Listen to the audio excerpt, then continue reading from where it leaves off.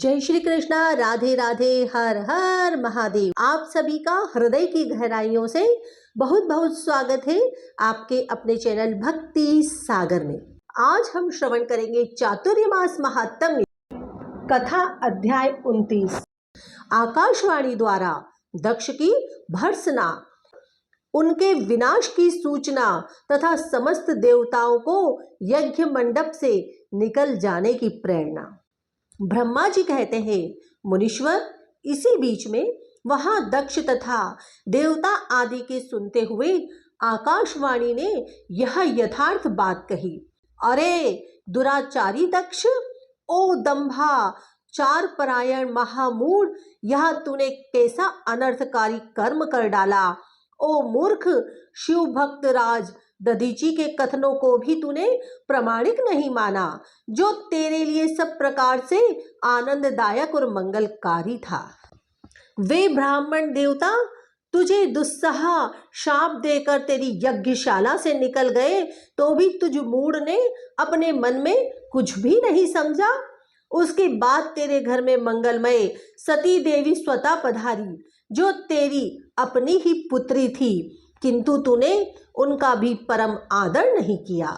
ऐसा क्यों किया? ज्ञान दुर्बल दक्ष, तूने सती और महादेव जी की पूजा नहीं की। यह क्या किया? मैं ब्रह्मा जी का बेटा हूँ, ऐसा समझकर तू व्यर्थ ही घमंड में भरा रहता है और इसलिए तुझ पर मोह छा गया है।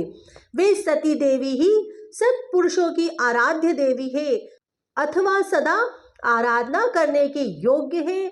वे समस्त पुण्यों का फल देने वाली तीनों लोगों की माता, कल्याण स्वरूपा और भगवान शंकर के आधे अंग में निवास करने वाली है। वे सती देवी ही पूजित होने पर सदा संपूर्ण सौभाग्य प्रदान करने वाली है। वे ही महेश्वर की शक्ति है और अपने भक्तों को सब प्रकार के मंगल देती है। वे सती देवी ही पूजित होने पर सदा संसार का भय दूर करती है, मनोवांछित फल प्रदान करती है तथा वे ही समस्त उपद्रवों को नष्ट करने वाली देवी है। वे सती ही सदा पूजित होने पर कीर्ति और संपत्ति प्रदान करती है। वे ही पराशक्ति तथा भोग और मोक्ष प्रदान करने वाली परमेश्वरी है। वे सती ही जगत को जन्म देने वाली माता, जगत की रक्षा करने वाली अनादि शक्ति और प्रलय काल में जगत का संहार करने वाली है। वे जगन माता सती ही भगवान विष्णु के माता रूप से सुशोभित होने वाली तथा ब्रह्मा, इंद्र, चंद्र, अग्नि एवं सूर्यदेव आदि की जननी मानी गई है। वे सती ही तप, धर्म और दान आदि का फल देने वाली है। वे ही शंभु शक्ति महादेवी है तथा दुष्टों का हनन करने वाली परात्पर शक्ति है। ऐसी महिमा वाली सती देवी, जिनकी सदा प्रिय धर्म पत्नी है, उन भगवान महादेव को तूने यज्ञ में भाग नहीं दिया। अरे तू कैसा मूढ़ और कुविचारी है। भगवान शिव ही सबके स्वामी तथा परात्पर परमेश्वर है। वे समस्त देवताओं के सम्यक सेव्य हैं और सबका कल्याण करने वाले हैं। इन्हीं के दर्शन की इच्छा से सिद्ध पुरुष तपस्या करते हैं और इन्हीं के साक्षात्कार की अभिलाषा मन में लेकर योगी लोग योग साधना में प्रवृत्त होते हैं। अनंत धन धान्य और यज्ञ आदि का सबसे महान फल यही बताया गया है, भगवान शंकर को दर्शन सुलभ हो। शिव ही जगत का धारण पोषण करने वाले हैं। वे ही समस्त विधाओं के पति एवं सब कुछ करने में समर्थ हैं। आदि विद्या के श्रेष्ठ स्वामी और समस्त मंगलों के भी मंगल वे ही हैं। दुष्ट दक्ष, तूने उनकी शक्ति का आज सत्कार नहीं किया है, इसलिए इस यज्ञ का विनाश हो जाएगा। पूजनीय व्यक्तियों की पूजा न करने से अमंगल होता ही है। तूने परम पूज्य शिव स्वरूपा सती का पूजन नहीं किया। शेषनाग अपने सहस्त्र मस्तकों से प्रतिदिन प्रसन्नता पूर्वक जिनके चरणों की रज धारण करते हैं, उन्हीं भगवान शिव की शक्ति सती देवी थी, जिनके चरण कमलों का निरंतर ध्यान और सादर पूजन करके ब्रह्मा जी ब्रह्मत्व को प्राप्त हुए हैं। उन्हीं भगवान शिव की प्रिय पत्नी सती देवी थी, जिनके चरण कमलों का निरंतर ध्यान और सादर पूजन करके इंद्र आदि लोकपाल अपने अपने उत्तम पद को प्राप्त हुए हैं। वे भगवान शिव संपूर्ण जगत के पिता हैं और शक्ति स्वरूपा सती देवी जगत की माता कही गई है। मूढ़ दक्ष, तूने उन माता पिता का सत्कार नहीं किया, फिर तेरा कल्याण कैसे होगा। तुझ पर दुर्भाग्य का आक्रमण हो गया है और विपत्तियां टूट पड़ी है, क्योंकि तूने उन भवानी सती और भगवान शंकर की भक्ति भाव से आराधना नहीं की। कल्याणकारी शंभु का पूजन न करके भी मैं कल्याण का भागी हो सकता हूँ। यह तेरा कैसा गर्व है। वह दुर्वार गर्व आज नष्ट हो जाएगा। इन देवताओं में से कौन ऐसा है जो सर्वेश्वर शिव से विमुख होकर तेरी सहायता करेगा। मुझे तो ऐसा कोई देवता नहीं दिखाई देता। यदि देवता इस समय तेरी सहायता करेगा तो जलती आग से खेलने वाले पतंगों के समान नष्ट हो जाएंगे। आज तेरा मुंह जल जाए, तेरे यज्ञ का नाश हो जाए और जितने तेरे सहायक हैं वे भी आज शीघ्र ही जल मरे। इस दुरात्मा दक्ष की जो सहायता करने वाले हैं, उन समस्त देवताओं के लिए आज शपथ है, वे तेरे अमंगल के लिए ही तेरी सहायता से विरत हो जाएं। समस्त देवता आज इस यज्ञ मंडप से निकलकर अपने अपने स्थान को चले जाए, अन्यथा सब लोगों का सब प्रकार से नाश हो जाएगा। अन्य सब मुनि और नाग आदि भी इस यज्ञ से निकल जाए, अन्यथा आज सब लोगों का सर्वथा नाश हो जाएगा। श्री हरे और विधाता, आप लोग भी इस यज्ञ मंडप से शीघ्र निकल जाइए। ब्रह्मा जी कहते हैं, नारद, संपूर्ण यज्ञशाला में बैठे हुए लोगों से ऐसा कहकर सबका कल्याण करने वाली वह आकाशवाणी मौन हो गई। ओम नमः शिवाय। हर हर महादेव। गणों के मुख से और नारद से भी सती के दग्ध होने की बात सुनकर दक्ष पर कुपित हुए शिव का अपनी जटा से वीरभद्र और महाकाली को प्रकट करके उन्हें यज्ञ विध्वंस करने और विरोधियों को जला डालने की आज्ञा देना। ब्रह्मा जी कहते हैं, नारद, वहां आकाशवाणी सुनकर सब देवता आदि भयभीत तथा विस्मित हो गए। उनके मुख से कोई बात नहीं निकली। वे इस तरह खड़े या बैठे रह गए मानो उन पर विशेष मोह छा गया हो। भृगु के मंत्र बल से भाग जाने के कारण जो वीर शिवगण नष्ट होने से बच गए थे, वे भगवान शिव की शरण में गए। उन सब ने अमित तेजस्वी भगवान रुद्र को भली भांति सादर प्रणाम करके वहां यज्ञ में जो कुछ हुआ था वह सारी घटना उनसे कह सुनाई। गण बोले, महेश्वर, दक्ष बड़ा दुरात्मा और घमंडी है। उसने वहां जाने पर सती देवी का अपमान किया और देवताओं ने भी उनका आदर नहीं किया। अत्यंत गर्व से भरे हुए उस दुष्ट दक्ष ने आपके लिए यज्ञ में भाग नहीं दिया, दूसरे देवताओं के लिए दिया और आपके विषय में उच्च स्वर में दुर्वचन कहे। प्रभु, यज्ञ में आपका भागना देखकर सती देवी कुपित हो उठी और पिता की बारंबार निंदा करके उन्होंने तत्काल अपने शरीर को योगाग्नि द्वारा जलाकर भस्म कर दिया। यह देख 10,000 से अधिक पार्षद लज्जावश शस्त्रों से अपने ही अंगों को काट काट कर वहां मर गए। शेष हम लोग दक्ष पर कुपित हो उठे और सबको भय पहुंचाते हुए वेग पूर्वक उस यज्ञ का विध्वंस करने को उद्यत हो गए, परंतु विरोधी भृगु ने अपने प्रभाव से हमें तिरस्कृत कर दिया। हम उनके मंत्र बल का सामना न कर सके, वे ही हम लोग आज आपकी शरण में आए हैं। दयालु, वहां प्राप्त हुए भय से आप हमें बचाइए, निर्भय कीजिए। महाप्रभु, उस यज्ञ में दक्ष आदि सभी दुष्टों ने घमंड में आकर आपका विशेष रूप से अपमान किया है।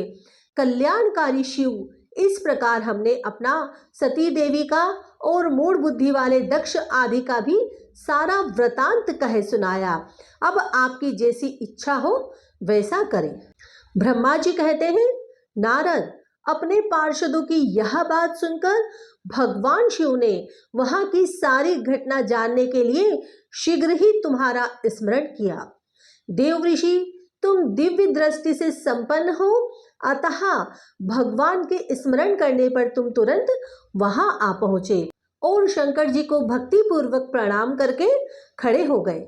स्वामी शिव ने तुम्हारी प्रशंसा करके तुमसे दक्ष यज्ञ में की गई सती का समाचार तथा दूसरी घटनाओं को पूछा। तात शंभु के पूछने पर शिव में मन लगाए रखने वाले तुमने शीघ्र ही वह सारा वृतांत कह सुनाया जो दक्ष यज्ञ में घटित हुआ था। मुने, तुम्हारे मुख से निकली हुई बात सुनकर उस समय महान रौद्र पराक्रम से संपन्न सर्वेश्वर रुद्र ने तुरंत ही बड़ा भारी क्रोध प्रकट किया। लोक संहारी रुद्र ने अपने सिर से एक जटा उखाड़ी और उसे रोष पूर्वक उस पर्वत की ओर दे मारा। मुने, भगवान शंकर के पटकने से उस जटा के 2 टुकड़े हो गए और महाप्रलय के समान भयंकर शब्द प्रकट हुआ। देव ऋषि, उस जटा के पूर्व भाग से महाभयंकर महाबली वीरभद्र प्रकट हुए, जो समस्त शिवगणों के अगुआ है। वे भूमंडल को सब ओर से व्याप्त करके उससे भी 10 अंगुल अधिक होकर खड़े हुए। वे देखने में प्रलय अग्नि के समान जान पड़ते थे। उनका शरीर बहुत ऊंचा था। वे 1000 भुजाओं से युक्त थे। उन सर्व समर्थ महारुद्र के क्रोध पूर्वक प्रकट हुए 100 प्रकार के ज्वर और 13 प्रकार के सनिपात रोग पैदा हो गए। तात उस जटा के दूसरे भाग से महाकाली उत्पन्न हुई, जो बड़ी भयंकर दिखाई देती थी। वे करोड़ों भूतों से घिरी हुई थी। जो ज्वर पैदा हुए वे सब के सब शरीरधारी, क्रूर और समस्त लोगों के लिए भयंकर थे। वे अपने तेज से प्रज्वलित हो सब और दाह उत्पन्न करते हुए से प्रतीत होते थे। वीरभद्र बातचीत करने में बड़े कुशल थे। उन्होंने दोनों हाथ जोड़कर परमेश्वर शिव को प्रणाम करके कहा।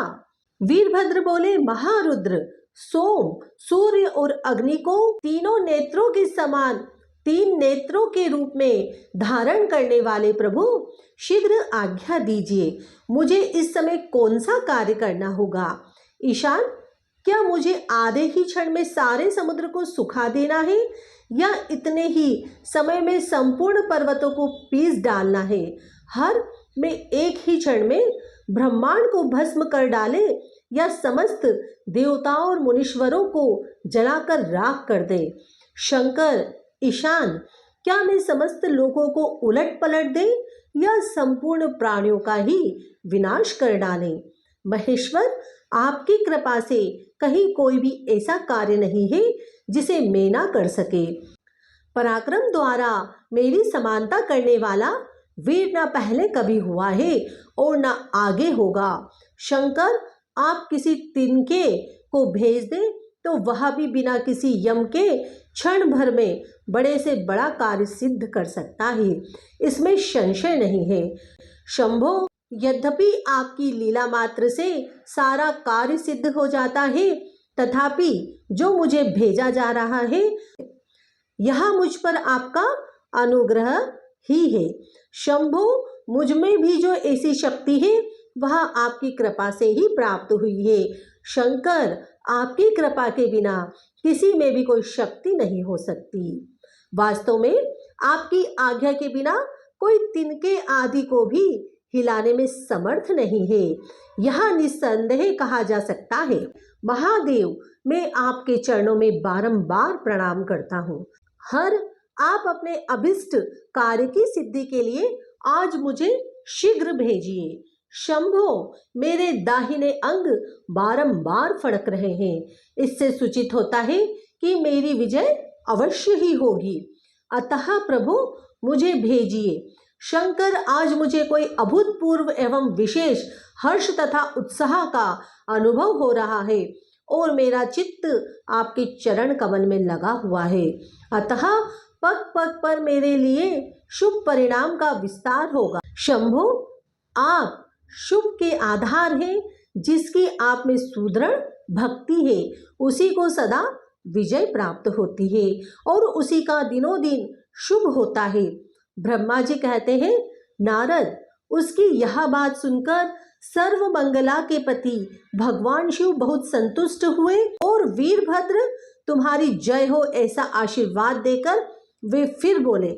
महेश्वर ने कहा, मेरे पार्षदों में श्रेष्ठ वीरभद्र, ब्रह्मा जी का पुत्र दक्ष बड़ा दुष्ट है, उस मूर्ख का बड़ा घमंड हो गया है, अतः इन दिनों वह विशेष रूप से मेरा विरोध करने लगा है। दक्ष इस समय एक यज्ञ करने के लिए उद्धत है। तुम याग परिवार सहित उस यज्ञ को भस्म करके फिर शीघ्र मेरे स्थान पर लौट आओ। यदि देवता, गंधर्व, यक्ष अथवा अन्य कोई तुम्हारा सामना करने के लिए उद्धत हो तो उन्हें भी आज ही शीघ्र ही सहसा भस्म कर डालना। दधीची की दिलाई हुई मेरी शपथ उल्लंघन करके जो देवता आदि वहां ठहरे हुए हैं उन्हें तुम निश्चय ही प्रयत्न पूर्वक जलाकर भस्म कर देना। जो मेरी शपथ का उल्लंघन करके गर्व युक्त हो वहां ठहरे हुए हैं वे सब के सब मेरे द्रोही हैं, अतः उन्हें अग्निमयी माया से जला डालो। दक्ष की यज्ञशाला में जो अपनी पत्नियों और सारभूत उपकरणों के साथ बैठे हो उन सबको जलाकर भस्म कर देने के पश्चात फिर शीघ्र लौट आना। तुम्हारे वहां जाने पर विश्वदेव आदि देवगण भी यदि तुम्हारे सामने आ तुम्हारी सादर स्तुति करे तो भी तुम उन्हें शीघ्र आग की ज्वाला में जलाकर ही छोड़ना। वीर वहां दक्ष आदि सब लोगों को पत्नी और बंधु बांधवों सहित जलाकर कलशों में रखे हुए जल को लीला पूर्वक पी जाना। ब्रह्मा जी कहते हैं, नारद, जो वैदिक मर्यादा के पालक, काल के भी शत्रु तथा सबके ईश्वर हैं, वे भगवान रुद्र रोष से लाल आंखें किए महावीर वीरभद्र से ऐसा कहकर चुप हो गए। ओम नमः शिवाय। हर हर महादेव।